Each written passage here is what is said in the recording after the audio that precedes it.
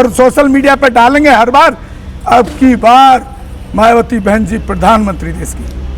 क्या फेसबुक पे लिखने से आप प्रधानमंत्री बन जाएंगी क्या? काम करने से बनेंगे, देखिए मेहनत करने से बनेंगे। जब आप समाज के बीच में जाकर काम नहीं करेंगे तो आप देश की प्रधानमंत्री क्या विधायक लायक नहीं छोड़ा आप लोगों ने? मुझे दर्द होता है अंदर से। मैंने पैसा बहाया, खून पसीना बहाया है पार्टी के लिए।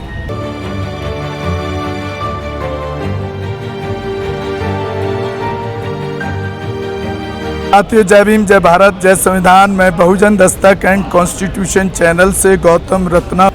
मान्यवर काशीराम जी ने जब ये चला, ये जगह जगह सम्मेलन हुए, जगह जगह बहुत बड़े बड़े प्रोग्राम हुए, आगरे का जगह जगह स्वागत हुआ।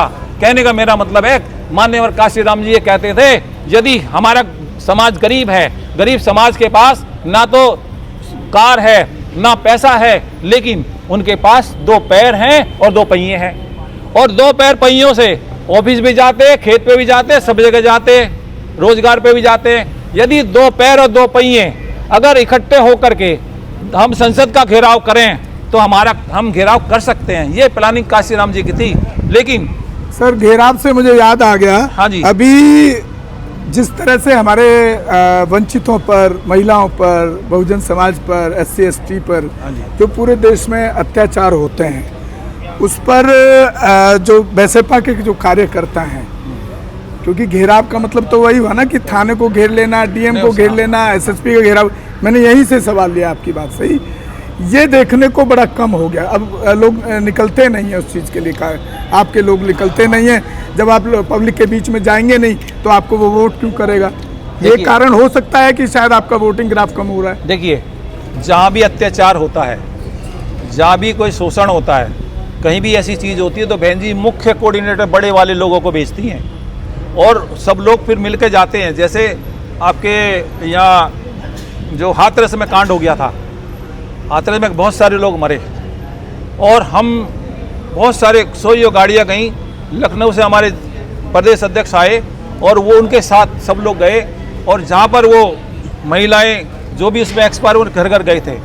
और जहाँ अत्याचार होता है हमारी जिला कमेटी जाती है, उनकी मदद करती है, और कानून में DM से, SSP से मिलकर उन्हें न्याय दिलाती है। FIR नहीं होते FIR कराती है, कानूनी रूप से मदद करती है।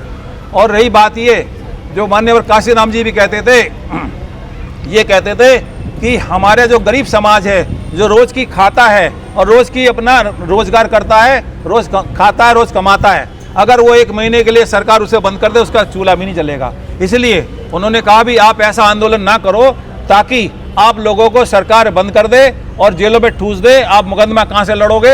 हमारा गरीब समाज है, इसलिए ये काम नहीं करना। लेकिन जहाँ अत्याचार है वहाँ जाइए, उसको मोरल सपोर्ट कीजिए, हर तरह साथ दीजिए। लेकिन सर, उसके मोरल सपोर्ट करने के लिए जाने पर भी तो जेल भेज रही है, ये सरकार भेजती है। मैं 3 बार जेल जाते बचा हूँ मैं। देखिए, अब मैं ये तो किसी राजनीतिक पार्टी का भी नहीं हूँ, मीडिया का होने के बावजूद। बहन जी के आदेश पर पूरे देश के अंदर, अगर ऐसे डरेंगे तो फिर कैसे आप लड़ाई लड़ेंगे? देखिए, बहन जी के आदेश पर पूरे देश के अंदर बंद 21 तारीख को बंद था ना। उस बंद में कहीं किसी के चोट लगी, किसी को घायल हुआ, कहीं आगजनी हुई, कोई बंद हुआ? शांतिपूर्वक बहन जी के आदेश से सर समाज, हमारा पूरे समाज ने एकजुट होकर के शांतिपूर्वक, बाजार भी बंद रहे। मैं आगरा में था, आगरा मंडल देख रहा था, आगरा पूरा बंद था और कितने हजार लोग बाहर थे। सर, तो मेरा कहने का मतलब, सर, इस पर क्या कहना है आपका बहन जी के ऊपर, या पार्टी के कई मुख्य कोऑर्डिनेटर या जोनल कोऑर्डिनेटर पर आरोप लगते हैं कि जो पार्टी में जो टिकट हैं, चाहे विधानसभा के हों या सांसद के हों, वो बेचे जाते हैं। और अभी जल्दी का ही एग्जाम्पल है, रवि गौतम जो युवा लड़का, पहले उसको प्रत्याशी घोषित किया गया विधानसभा प्रभारी का मतलब प्रत्याशी होता है, जितना मैं मतलब जिस विधानसभा से या संसद से जिस सीट से लड़ना है उसको पहले पार्टी प्रभारी बनाती है। तो एक अघोषित उम्मीदवार की तरीके से वहाँ डिक्लेरेशन ही मैं मानता हूँ उसको, क्योंकि मैंने भी यही देखा सिस्टम। तो यहाँ पर उसका टिकट काट के फिर दूसरे को दिया जाता है, और वो खुलेआम 4 आदमी का तो नाम ले रहा है बाकायदा कि ये लोग मुझसे इतना 30 लाख रुपए मांग रहे, मैं कहाँ से लाऊं? हेलो, इस पर क्या कहना है? देखिए, मैं ये कहना चाहता हूँ आपसे, आपने क्या बोला अभी? ये आरोप लगते हैं बैसवा हाँ, के हाँ, ऊपर कि जो टिकट हैं विधानसभा या सांसद के वो बेचे जाते हैं। देखिए उसमें बोली लगती है, जो ज्यादा पैसे दे देता है उसको टिकट दे दिया जाता है और एक घोषित उम्मीदवार को भी हटा दिया जाता है। जल्दी का ही एग्जाम्पल है रवि गौतम का, आपके पड़ोस में गाजियाबाद का। हाँ, मैं एक चीज खुलेआम बोल रहा, 4 आदमी का नाम भी बता रहे हैं, उनके खिलाफ कोई कार्रवाई नहीं हो रही। एक चीज बताइए जी, कि जब आदमी टिकट मांगने जाता है, जब तो ऐसा आरोप लगाता नहीं है, लेकिन जब टिकट उसको नहीं किसी वजह से कट जाता है तो उसको फिर ये बात याद है। दूसरी बात, बहन जी को सही तरीके से बताया नहीं गया, सही तरीके से ये नहीं बताया गया कि ये व्यक्ति इस पर मुकदमे हैं। कैसे मुकदमे हैं? एक तो 2 अप्रैल वाला, 2 अप्रैल का, उसके बाद तमिलनाडु में जो प्रदेश अध्यक्ष हमारा माना गया। हाँ, 2 तो समाज के लिए ही थे ना सर। सुनो, हमारी पार्टी अनुशासित पार्टी है, हमारी पार्टी अनुशासित। ऐसे तो कई लोग हैं सर जिन पर जनरल कास्ट के कई सांसद हैं आपके, मेरी बात जिन सुनो, पर कई तरह के वो नहीं कह रहे आरोप हैं। सुनिए, वो नहीं कह रहे। वो एक व्यक्ति होता है, वो एक संगठन है। लेकिन जो प्रोग्राम हुआ घोषणा का, उसमें अनुशासनहीनता बहुत ज़्यादा थी। वो लग नहीं रहा था बहुजन समाज पार्टी का प्रोग्राम है। उसमें हमारे चीफ गेस्ट के कपड़े खींचे जा रहे, खत्म करो, इस तरीके कपड़े खींचे जा रहे। उन्होंने कहा भाई हमारे प्रोग्राम में क्या है? तो जहाँ जहाँ अनुशासन नहीं है, जिस व्यक्ति में संगठन में अनुशासन नहीं है, और दूसरी बात, माना पार्टी में कोई ऐसा आदमी आ गया जो ये सारी चीज़ करने लगे, तो ये पार्टी हमारी अनुशासित है। इसलिए उस बहन जी को अवगत नहीं कराया गया था सारी चीज़ों से। अवगत कराते तो ये बात नहीं आती।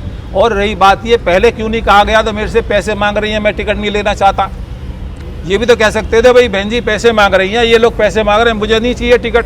लेकिन जब टिकट कट गया तो उसके बाद कह रहे हैं पैसे लेने की बात कर रहे हैं। सर चलिए इस बात को छोड़ दीजिए, मैं एक पुराना एग्जाम्पल दे रहा हूँ आपको। मैं एक पुराने आपके सीनियर नेता हैं ML तोमर साहब, वो जब चंद्रशेखर आज़ाद और भीम आर्मी का जब थोड़ा सा चढ़ाव शुरू हुआ तो उधर चले गए। मुझे तकलीफ हुई, क्योंकि जो आदमी पुराना आदमी और जिसने अपना इतना जीवन पार्टी के लिए लगाया हो, जब इस तरह की चीज़ें होती हैं ना तो अंदर से दर्द होता है। हमें लगता है हमारी 35 साल की मेहनत खराब हो गई। जब उन्होंने फ़ोन किया मैंने, तो मैंने कहा सर आपने पार्टी छोड़ दी, क्यों छोड़ दी, क्या हो गया ऐसा? बोलते हैं कि मेरे को 65 सीनियर लोगों की मीटिंग के अंदर बहन जी ने मुझे बेइज्जत किया। मैं कहा 35 साल से आप काम कर रहे थे, उससे पहले कभी बेइज्जत नहीं किया था क्या? 35 साल में आपको वो बहन जी की गलती नहीं दिखाई दे रही थी क्या, कि बहन जी का नेचर ऐसा है या स्वभाव ऐसा है या खतरनाक है, या वो पैसे जब से नहीं दिखाई दे रहा था तुम?